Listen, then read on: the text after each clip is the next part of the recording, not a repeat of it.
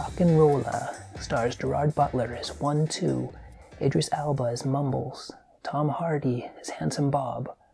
Those three are the Wild Bunch.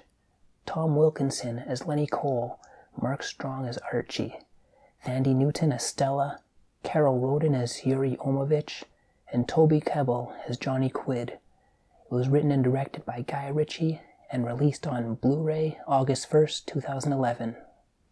Archie, Lenny's right-hand man, narrates the intro and introduces a few characters and lays down how his corrupt boss operates in his real estate empire. When Mumbles and 1-2 find a property to invest in, they borrow money from Lenny, who in turn secretly rips the property off for himself, while leaving Mumbles and 1-2 with the loan still due to him. This little rip-off comes to bite him in the ass in a big way later on due to Stella. More on that later. Meanwhile, a Russian billionaire, Yuri, is in town and wants to use Lenny's contacts to get past some red tape to get his stadium built in London. At their first meeting, the Russian lends Lenny his lucky painting, which gets stolen shortly after, which essentially becomes like the diamond in Snatch. Now the money Yuri needs to grease Lenny's contacts needs to be cleared by his accountant, Stella, a 30-year-old magician with numbers. She's in a marriage of convenience with a homosexual lawyer and tired of the safe life, so she uses the Wild Bunch to get her kicks. She sets up a job for Mumbles and 1-2 to rob the money she's cleared for Yuri. They owe Lenny that bit of scratch, so they take the job, unknowingly robbing money that is to go to Lenny. Stella sets this up 2 different times throughout the movie, actually, which causes friction and eventually suspicion from Yuri, thinking Lenny is ripping him off, and thinking this bad luck started because he lent out his lucky painting, so he asks for it back. Trouble is, Lenny's estranged stepson, a Rocknrolla named Johnny Quid, who is in hiding faking his own death to boost album sales, is the culprit of the painting theft, leaving Lenny in even more hot water with Yuri, and leaving Archie tearing London apart looking for Johnny, which leads him to Johnny's producers, Roman and Mickey, played by Jeremy Piven and Chris Bridges, threatening to shut down their nightclub venues until they find Johnny for him. A lot is going on in this film, I know. Tom Hardy plays a member of the Wild Bunch who is in danger of being sent to jail for 2 years. This connects to another storyline of an informant ratting to the authorities any illegal plans that are going to or have happened. This rat amongst us storyline is carried through right to the end of the film. One of the larger set pieces in the film involves the second robbery of Yuri's money, this time being transported by 2 Russian mercenaries. Before the big chase, these badasses are in their vehicle comparing various scars and injuries they've obtained over their careers. It's pretty funny watching them, with a big case of money chained to them, peeling back articles of clothing and bulletproof vests to show off their battle scars to each other.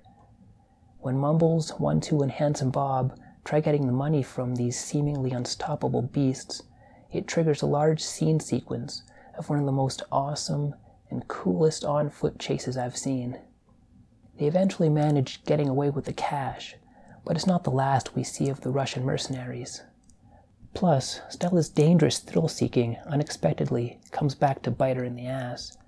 I won't give it all away, but similar to Snatch, there are a lot of characters from different groups that know each other, interweaving into each other's storylines, and the script manages all of it without being overcomplicated or confusing. The entire movie has this interesting yellow, golden color grading to it that makes the film a little more warm and inviting compared to something like Snatch, which has a dingy blue-gray feel to it. I'm glad they changed the color scheme. I think even at a subconscious level, people's interest can be affected by the colors they see. It would have caused less interest for me if it had a similar color to Snatch. Unfortunately, the soundtrack did not resonate with me. Though there are a couple of standout tunes, I'm sure it's just a personal preference and maybe a wicked soundtrack to someone else. For me, I wasn't interested and found Snatch's soundtrack far superior. I love how the writing connects and repeats sometimes. One character will say something about another character, And the next shot, that character is saying it himself, almost in a mimicking fashion. Lenny Cole. Dog number one. But he moves fast and likes bricks and mortar. Do move fast, and I love bricks and mortar. Or character will use something the narrator just said, saying it to another character. I love it when Guy Ritchie plays with words like that. It goes by fast, but it's pretty cool when you catch it. I think my only beef with this movie, besides the soundtrack, is with the intro credits. The character drawings look really bland and amateurish, and a quick CG shot of a car blowing up that looks completely fake. Overall, I know I keep comparing it to Snatch, but for me, that's the gold standard of Guy Ritchie films, with Rocknrolla coming in a close second. It's quite similar to Snatch, but not as good in my opinion. 7.5 out of 10.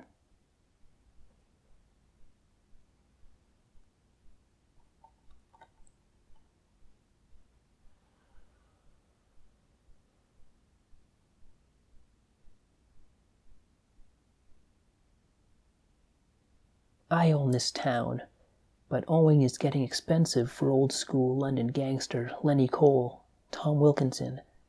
A wealthier foreign mob is moving in with a riverfront property swindle. A small-timer, Gerard Butler, and his crew think they can play both sides and become big time. Now add a hard-as-ice accountant, Thandie Newton, a rocker playing dead to boost sales, wannabe music moguls, Jeremy Piven and Chris Bridges, a missing painting, and a mad mosh of money and muscle, and you've got this funny, smash-mouth smackdown of sex, thugs, and rock and roll from writer-director Guy Ritchie, Lock, Stock, and Two Smoking Barrels, and Snatch. Special features. Commentary by writer-director Guy Ritchie and co-star Mark Strong. An additional scene. Blokes, Birds, and Backhanders. Inside Rocknrolla. Guy's Town. The director reflects on his fascination with ever-evolving London. And Michael Seepley of the New York Times says, a face-smashing, belly-laughing gangster caper.